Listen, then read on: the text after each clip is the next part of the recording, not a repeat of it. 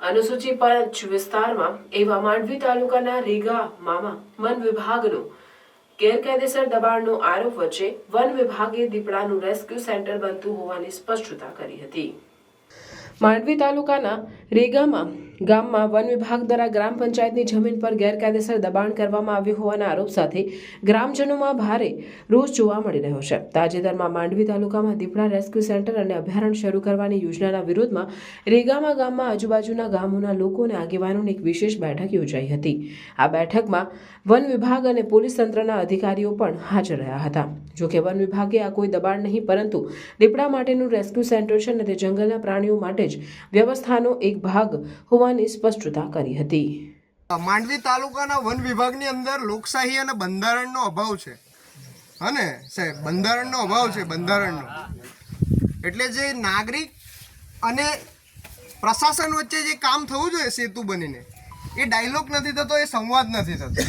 એટલા માટે નથી થતો કે પ્રશાસન એક યોજના લાવે છે, લોકો પર ઠોપી બેસાડે છે, અને જ્યારે કામ શરૂ થઈ જાય છે અને અડધે પહોંચી જાય છે ત્યારે આપ સાહેબ ચર્ચા કરવા આવ્યા છો।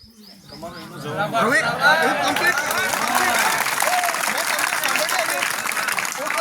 હું કોઈ વિરોધ કરવા નથી આવ્યો। હું માત્ર હું પૂરું કરું છું, નથી બોલ્યો। હું જનતાની વતી સરપંચ સાહેબે મને લેખિતમાં એ કરીને બોલાવ્યો છે। હું મારું કમ્પ્લીટ કરું। આપણે અડધો કલાક સાંભળવું તો અમે સાંભળવું ને ભાઈ, 1 કલાક પણ સાંભળવું અને 2 કલાક પણ, આખો દિવસ અહીંયા જાય તો એ પણ સાંભળવું। પણ આપે જે કીધું તો એને અમે ક્રોસ ચેક કરીએ જે બી પ્રોજેક્ટને લઈને।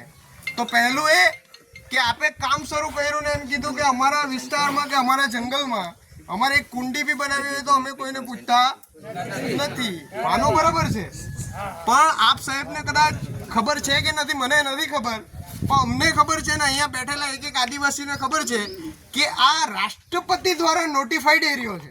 બંધારણની 5મી અનુસૂચિની અંદર આ નોટિફાઈડ એરિયો છે માંડવી તાલુકો। હું તમને રાષ્ટ્રપતિનો ગેઝેટ આપી દઈશ, એની અંદર માંડવી તાલુકો એ નોટિફાઈડ એરિયો છે, અને નોટિફાઈડ એરિયાની એક રાષ્ટ્રપતિની અલગ સંરચના છે। બંધારણની 5મી અનુસૂચિના નિયમો છે, એમાં 244(1) જેમાં એ કહે છે કે પ્રશાસન, આદિવાસીઓનું પ્રશાસન અને નિયંત્રણ।